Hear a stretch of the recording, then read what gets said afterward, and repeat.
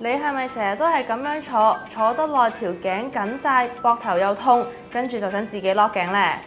經常得低頭駝背做嘢，唔單止容易令到你頸椎變直，如果你有落頸嘅習慣，更加容易令到你關節過鬆，加速你關節嘅退化，甚至係容易出現手臂嘅情況。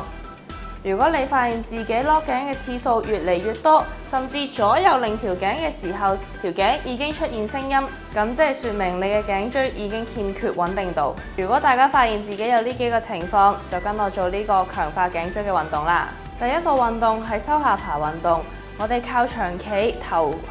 貼近牆，然之後作出收下爬嘅姿勢，維持10秒，重複5至10次。